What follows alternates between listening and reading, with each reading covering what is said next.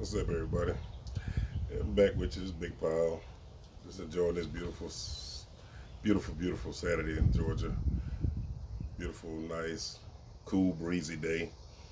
Perfect day for football. Just wanted to come at you guys and holler at you, let you know what's going on, what my thoughts are on the Georgia Kentucky game today. Um, uh, Given the fact that we're at home, uh, night game, I think there's a good possibility, depending on the play calling, uh, Georgia has a chance to kind of squeak this one out. But before I get started, I want you to, if you don't mind, hit the like and subscribe button. Notifications help me get my numbers up, help me get my views and clicks up, or whatever, likes, or whatever. I appreciate all the support that I've got recently. I want to thank everybody for that. But before I get started, what I like to call my Cigar Saturday. I'm gonna start out with a Romeo Giuliani, 1875. Nice medium blend, long, nice slow burn. Kind of help me shake the edge off, if you will. But so let's get into it. Let's get to the meat.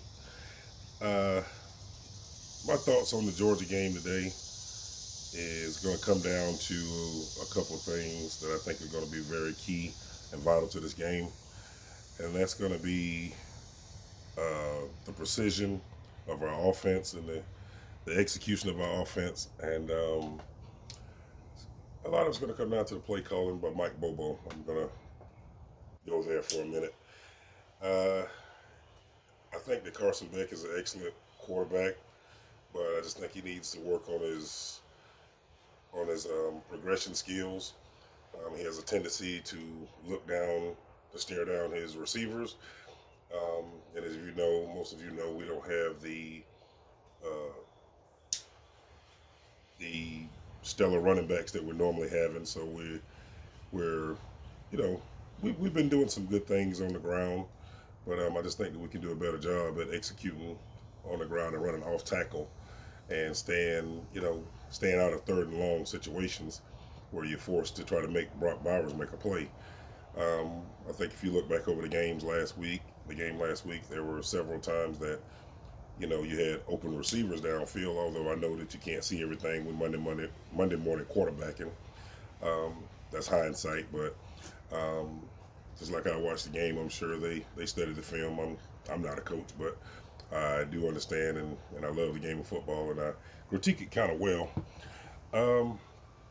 But the drawbacks I have with the quarterback and the offensive situation is going to be that we don't have those power running backs that can run inside and between the tackles and guards, like we've had in the past. So we have to utilize what we have. We still have, I think, an offense that can compete. And even though we're getting off to a slow start in most of our games, I just don't think we're going to be able to do that with Kentucky and be able to come out with a W today. But help me out a minute here. I do feel as though if we utilize, instead of being on the hash marks, on the short side of the field, instead of trying to throw a toss sweep on the short side of the field, I mean, you got the whole other side of the field that's wide open, and I don't understand the play calling on that deal, so I'll put that on Mike Bobo. Somebody's got to take the blame for it.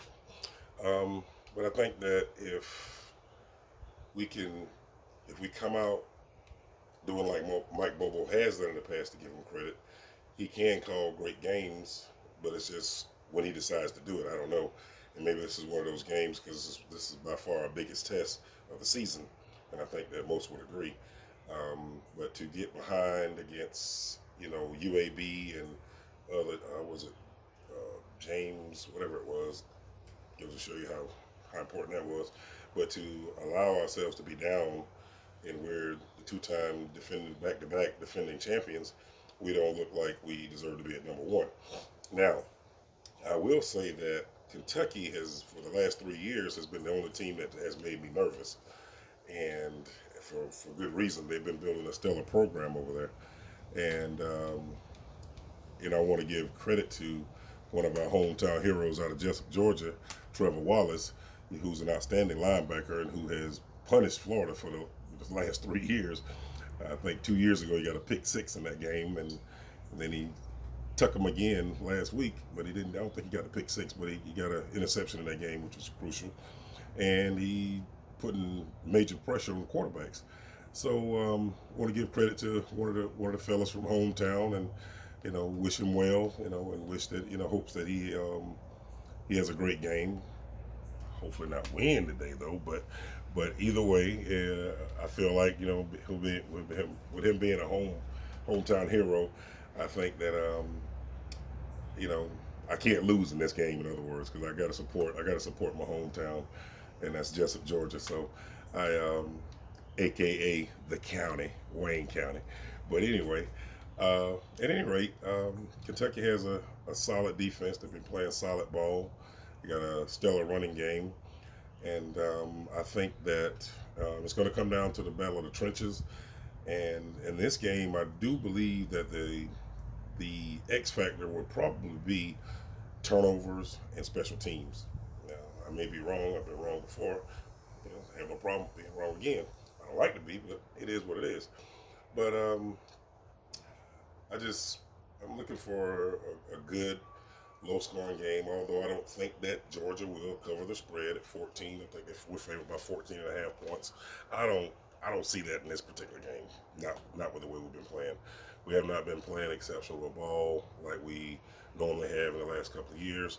So I just hope that if we're going to win this game, we're going to have to come out fired on all cylinders and playing mistake-free football. And that's just my opinion, But hopefully we can